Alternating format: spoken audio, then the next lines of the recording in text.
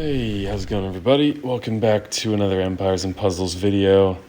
And in this video, we're going to be talking about my recommendations and advice for the second limit breaks, basically what to do with your new Alpha Aethers. If you're getting frustrated with Empires and Puzzles, let me just say that Gemstone Legends probably has the things you're looking for. They have a mercy system that guarantees a legendary hero after a certain amount of pulls, and we're not just talking about a weak legendary hero from a pre-selected list. They have a wish list that you can put any hero in the game on to boost your chances of pulling that specific hero. They take into account player feedback, and many of the changes that have gone live in the game were based on player feedback or were player suggestions to begin with. They're even going to give you a free $50 starter bonus just for downloading from one of the links in the description. If the earlier stuff somehow wasn't enough, you can be a hero in wars even just using rare heroes only.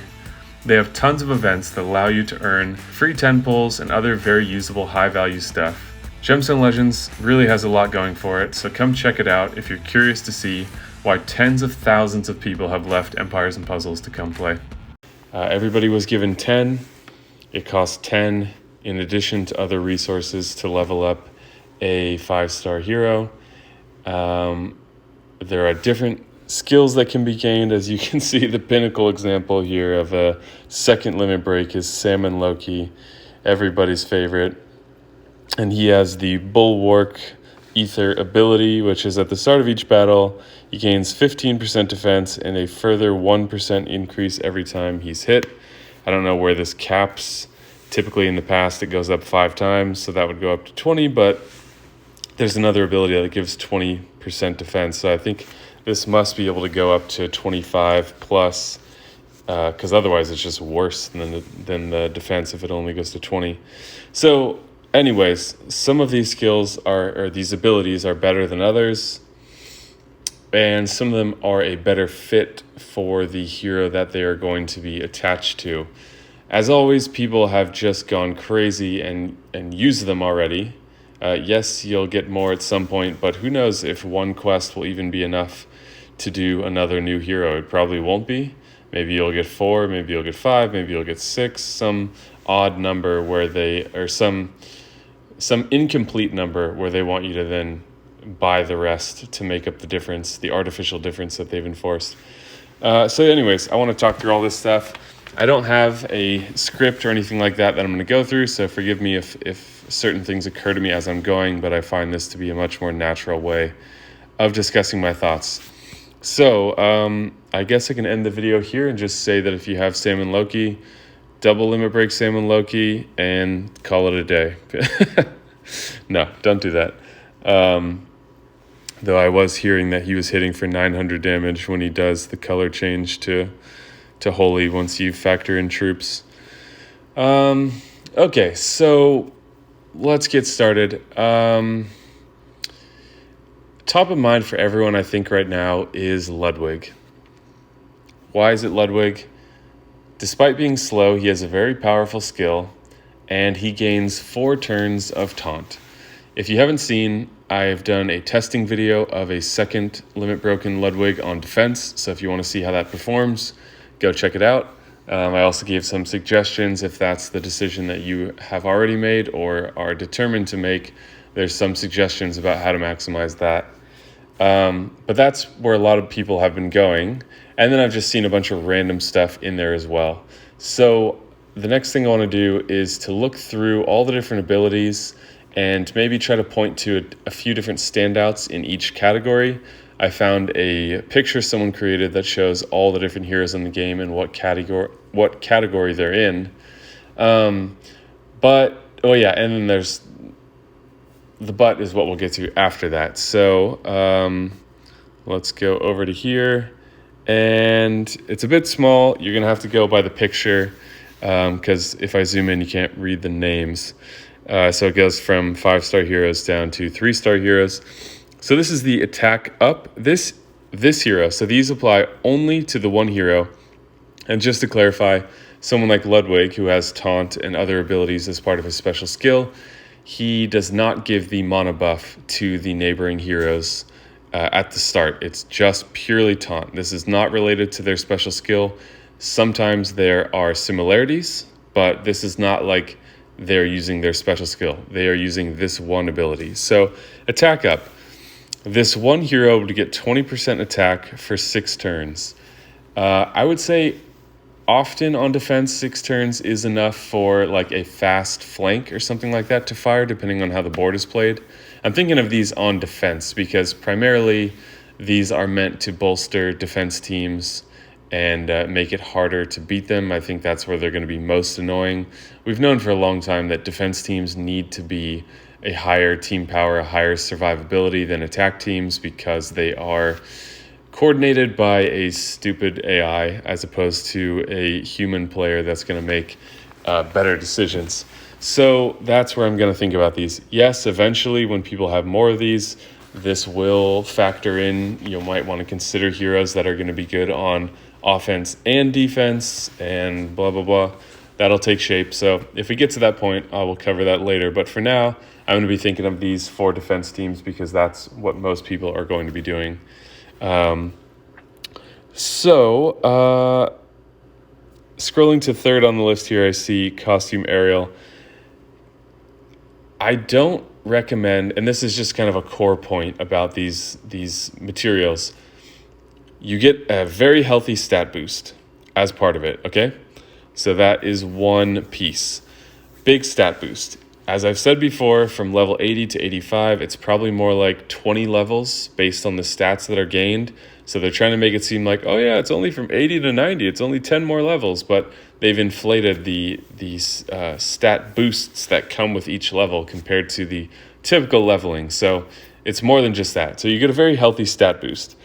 That can be great on its own, but since these are so rare at this point, and I expect them to be more rare than these standard Aethers, which are already pretty rare, I would recommend, this is my early recommendation, again, this could change later, but for right now, based on everything we know and how things are in the game currently, I would recommend that you try to couple the stat boost with the Aether ability. So don't, like, I've seen a bunch of people leveling up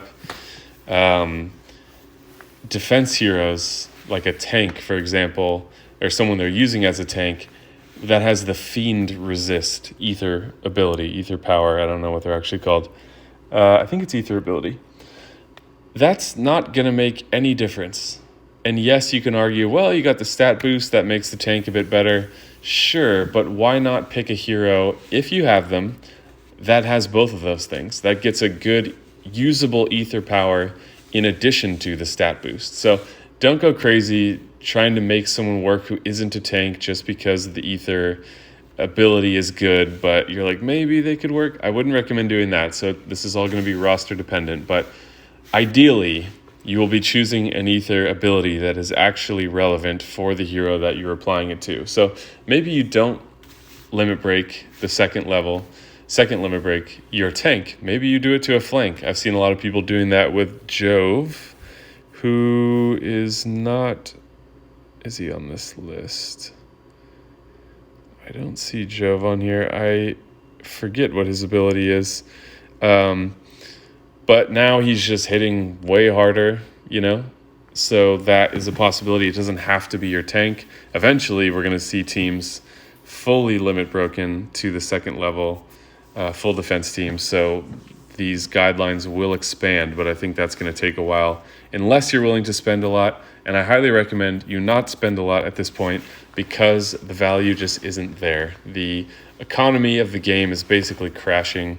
So don't go throw a bunch of money into the economy when the economy is crashing. Let things stabilize if they ever will, and just hold on to your money for right now is my recommendation because the Empires and Puzzles in-game economy is so unhealthy right now.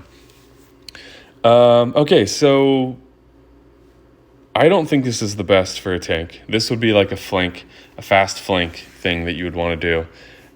For a tank, getting 6 turns of attack up, 20% only, almost going to make no difference whatsoever. Unless you're using like an attacking hero, but even still, 20% is just kind of negligible. So personally, that would not be my recommendation. There are much better choices, even for attackers, in my opinion. So next up, we have special armor. Hero gets plus 40% defense against special skills for 6 turns. Not bad. Again, not great for a tank because tanks are often killed primarily by tiles. You might finish them off with a special skill, and if that's the case, I still don't think having this is necessarily going to make a big difference. If we look through this list, there's not a lot of strong tanks in here anyways. And feel free to disagree with me if you think that there are other use cases I should be considering outside of the bounds of the discussion that I'm having here. You're more than welcome to do that. So yeah, this one would be lower on my list. Defense up is interesting because now we are directly contributing to survivability, and with any tank, survivability is the name of the game. If they're killed before they can fire, they didn't do their job, right? Which is why higher stats are better for tanks. So 20% increase, if you're talking about 1,000 defense, now you're up to 1,200. That's a sizable increase and can actually make a difference. So let me just see if I see any natural tanks in here that... So the new Musketeer, the new blue Musketeer could be interesting with a defense increase. She's slow speed, but very powerful. Still dispellable, but yeah. Serendite, I think, the red ninja, is an interesting possibility, and I saw someone had done that. And it looked like with the 20% boost, they were going to have like 1,200 attack, 1,200 defense, and like maybe even 1,900 HP or 1,800 or something wild. So that is a dangerous attacker. The fire damage is going to go up from that, and now you're dealing with some serious stats, and there is a psychological element because people are going to underestimate that hero because you look at an attacker and you think probably a glass cannon, probably attack focused, and it's very easy to underestimate. Same thing with like the heroes like Costume Lassie. When she was very popular, she had just that sleeper 10 to 20% defense bonus, which allowed you to build her as an attacker and make up for some of that difference there, and that was available to her right from the beginning, and that made her a very popular choice on defense teams. So I think we'll see the same thing here because, as we've seen many times in this game, the psychological elements can make a big difference. If you think you're sending tiles into a target that's weaker than they are, you'll probably be in trouble. So this is one that I'm very interested in. By the way, who the hell is this red hero between Lady Loki and Grizzul? Like, there, as I was looking through this list, I can't zoom in to see the names, but there were just like multiple people where I'm like, who the fuck is that? I don't see any other ones. Maybe that's Peppermint between Bira and... You know, it's just like, what the fuck? Anyways, yeah, so these are just my thoughts. I do tend to think about things deeply, so I'm not undervaluing my thoughts, just trying to say that I don't ever claim to know everything or that anyone else who disagrees is wrong. I'm always open to expanding my point of view. So if you have thoughts that are contrary to mine in support of anything, put them in the comments. Just know it takes a really long time to go through and respond to comments, like sometimes easily an hour of just sitting there responding to comments. So just keep that in mind. If I don't respond to your comment, it's not anything to do with your comment. It's just that it takes a really long time across a lot of videos to respond to all the comments. But I do try to get to them or at least read through them. So please do share your thoughts. And it's also to the benefit of other players as well. So you can have an impact on your community by sharing your thoughts, which is basically all that I'm trying to do in these videos. So you can be a part of that.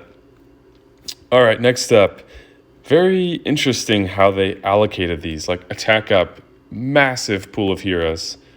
If we go over here, ailment reflect, one hero, like what the hell? All right, so we have vampire. This hero heals 100% of dealt normal damage for 6 turns. That's a lot. This hero heals for 100% of dealt normal damage. So on On offense, that's going to be massive. On defense, that's less impressive because in 6 turns, you may be doing 3 slash attacks. That's still healing for like 400 damage or something like that. So it's not insignificant, but just keep in mind the mechanics of how defense works, and that it's not like, they're dealing 1,500 damage with tiles or something like that. So on offense, it'll be a different case. One thing I didn't mention before is that if you can prioritize a hero that will be good on defense, has a useful ether power, and can be usable on offense, that would be most ideal. But I think that's going to be really hard to do. But I just wanted to put that out there at least as what is the most ideal possibility. All right. So that looks like costume Obicon. So that could be a very interesting choice. He's a solid tank right now. Superior revive, healing for normal damage dealt. I think that means that counterattack damage would not count. It's just those slash attacks, but 2 slash attacks and he's healing for 300 to 400, which is just going to make him that much more annoying. And then you finally kill him, superior revive goes off. So that is worth considering. Heal increase. This hero gets 50% increase for any healing received for 6 turns. It's pretty unlikely that healing is going to go off, and it only applies to the one hero. So this, like, compared to the first one where damage will be dealt. There's nothing in the game right now, aside from sleep, which is only on one hero, that stops normal damage from being dealt. So heal increase, very situational, could be nothing. Interesting to see it on the blue taunt ninja because he heals as part of his skill. So that could make that much more annoying.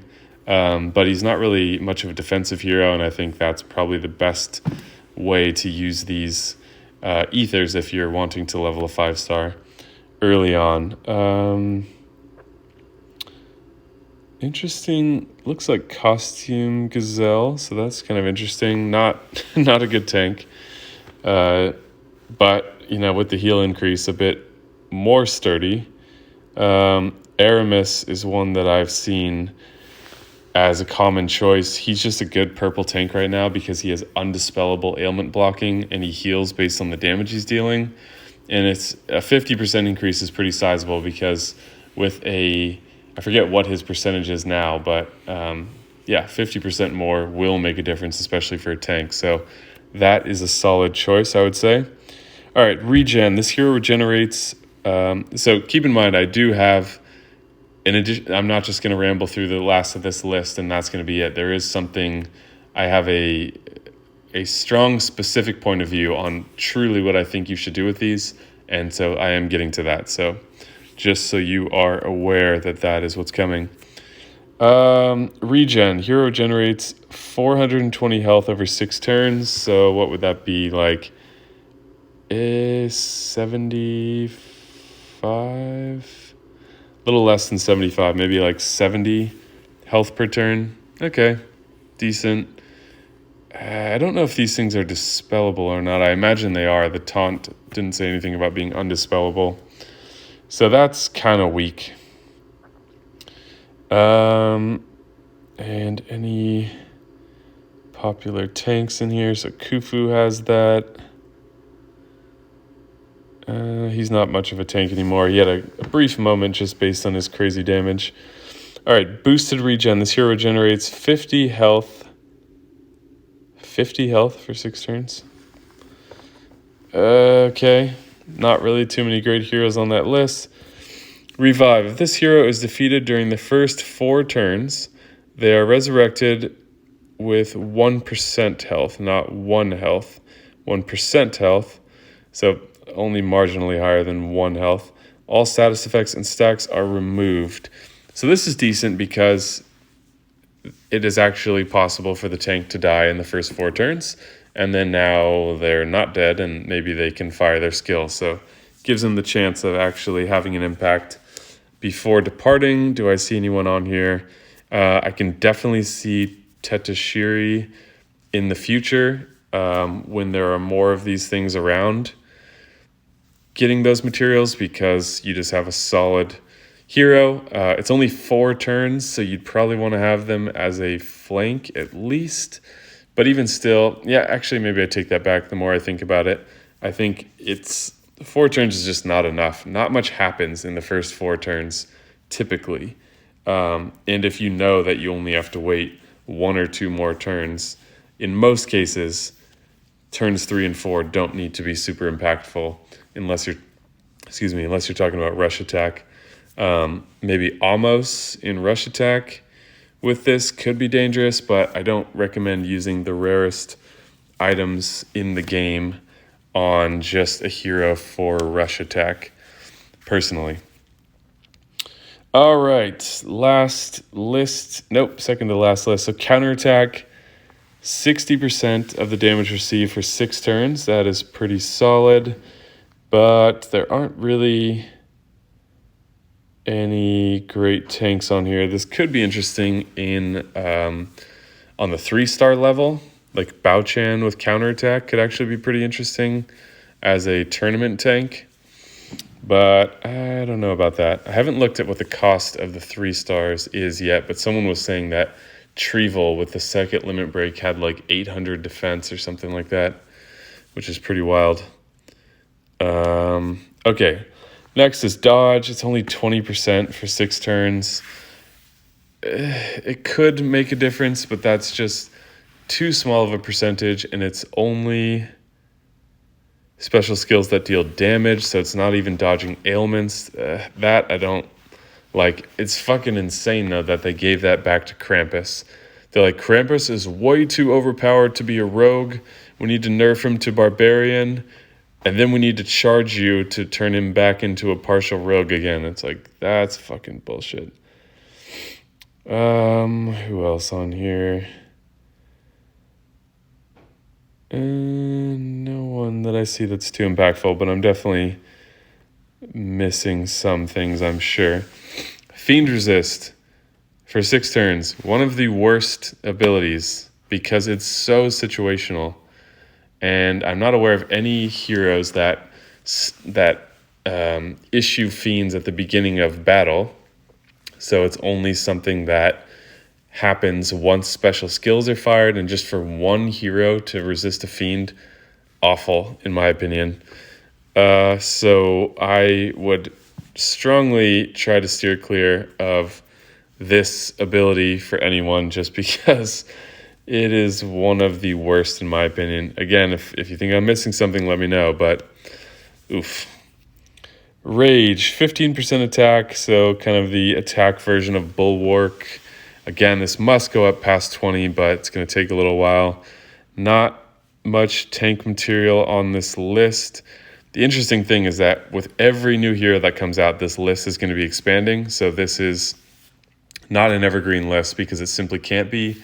And in classic Empires and Puzzles fashion, there is no resource that they provide that gives you all this information. Whereas a game like Gemstone Legends has this library feature that just gives you everything. How the game works, how damage works, how mana accumulation works, what all the different ailments are in the game, what all the different buffs are, like everything. All the heroes, all their abilities, all the art, everything is just there for you to reference. And then this game, which is, making hundreds of millions of dollars, is like, nah, you figure it out. So, yeah. I just wanted to put that out there, and I can't help but rant a little bit sometimes. Okay. Mana Boost. Here receives a small amount of mana over 6 turns. That's pretty decent for a tank because it makes them more likely to fire, though there aren't really any good tanks on this list. Perhaps Set, you could argue, is decent, and if at slow speed, this makes it more likely for him to fire, but that... You gotta, to really get the full effect of this, you have to be alive for 6 turns, which happens often for tanks, but there's plenty of times where it doesn't, and this is less good, like the defense boost, you have it. It's there from turn 1. You have the full potential of it, and it just expires after 6 turns. With this, you really need all 6 turns to get the full effect, so that's a little silly. All right, Taunt. You can see Ludwig in there. Shrubbear will be very interesting. It's only for 4 turns, so again, TBD whether that will make a difference, but there it is. Knight's Endurance, Black Knight, 15% chance to drop, receive damage to 1 for 6 turns. Pretty decent for a tank, but there's only 1 hero in this list, so how much of a difference can that really make if, so few heroes have it? But that is pretty cool. Also, who the fuck is this cat between Tarlac and the Eggman? I do not remember a cat with an eye patch. Okay, so yeah, we looked at Taunt, which is only 4 turns. So some of these are 6, some of these are 4. Keep that in mind. Ailment Reflect is probably one of the best ones. Hero reflects cleansable status ailments they would receive to a random character on the opposing team for 6 turns. That is really good. Additionally, with theoretically, a Season 1 Cleric with the plus 20, I can't remember what it's called anymore, like the special talent, when you get them all the way to 20, where the clerics have a chance to reflect, quite a high chance to reflect cleansable status ailments back. Coupling that with this would be pretty amazing. Well, actually, you wouldn't need to, because this is not a % chance. This is just a guarantee, so I take that I take that back. That is the best one. It's ridiculous how they put it on a single hero only, because it's pointless. But anyways, Gamble, 60% attack with minus 20% accuracy for 6 turns. The heroes it's on, useless. Ailment immunity, one of the other good ones, because that ailments are just so common, especially if you're trying to take down a tank. Immune to new status ailments for 6 turns. Do I see any good tanks on there? It's interesting for Gazelle to have it. Oh, wow. Costume Quintus is on there. So for rush attack, that's going to be extremely dangerous. Oh, man. Imagine a team with Alfreich, who has damage reduction, which is the next one we're going to get into. Ludwig, who has 4-turn taunt, which is a long time in rush attack. And then Quintus, who has ailment immunity, and then does mindless attack. That is just crazy. So the balance here, not fantastic, but again, making these decisions for rush only is a little bit questionable. All right, another one. No, not that one. Who is this one all the way on the right? And who's the raccoon to the upper left adjacent? What? If you please tell me if you know who these are. I'm not joking. I truly have no idea who I'm looking at. All right, last one. Damage reduction. All damage received by this hero is reduced by, it looks like only 10%. So that's minor, but that can certainly make a difference for 6 turns, because that's all damage. Will it always make a difference? No. Can it? Yes. And we have Alfreich there. We have Milena, who we saw as a tank recently, but didn't perform as the best tank. Additionally, we have Nyx, who's actually a decent tank. A dangerous tank, I should say, especially in war when you run out of yellows and she's there. That can cause some problems. All right, so those are all of them. Those are my thoughts. And here's my main tip that I would give now that we have gotten through this full list. Look at these stats. I compared her, so she's at the 2nd limit break with the double costume bonus. She has way better stats than the brand new 5-star from the 3 Kingdoms portal, the Queen something, the yellow hero. When the Queen hero is at plus 20 with a 1st limit break, this Lizu has significantly better stats. which is just insane. That if and she's got damage reduction. She's doing silence to 3. Just wild. This is going to be like, imagine just having, like, you don't even need to use any darts to level up this hero. This is a fantastic hero. And you don't need to level any darts or use any darts to level. The stats are amazing. Damage reduction is great. Just the survivability is going to be higher. Yeah. So my personal recommendation based on everything that we've just talked about is to level a few super key 4-star heroes. They cost 3 alpha ethers, but you have to spend 1 additional alpha ether for the costume. So I wouldn't level every costume, but you have to limit break the first hero, and then, second limit break the first hero, which would cost 3, and then you would need to use a 4th. But I mean, like, this is an insane hero. This is better than 5. This is way better than many 5-stars in the game. Way better. So that's my personal recommendation, because you can level 1 5-star, or you could level this particular hero and 2 other 4-stars to bring their stats up to inflated 5-star stats and give them new abilities. So I think that's going to be more impactful.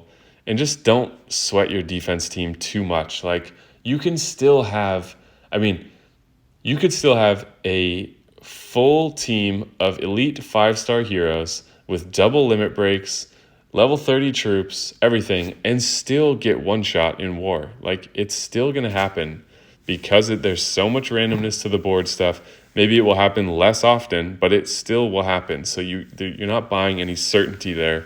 So for a long time, I've always been a supporter of level the heroes that are fun to use on offense, that will make your offense game better, because that's the part of the game that you actually control, and that's the part of the game that you actually get to have fun with and come up with clever ideas. So bolstering a very impactful hero like this with these insane stats to stay alive, I think is going to make much more of an impact than your Ludwig having 4 turns of taunt at the start of the match, or like your Alfrike that you use only in rush reduces damage by 10%, This hero has that in addition to many other good things. So obviously you need to have this hero. I do not have this hero.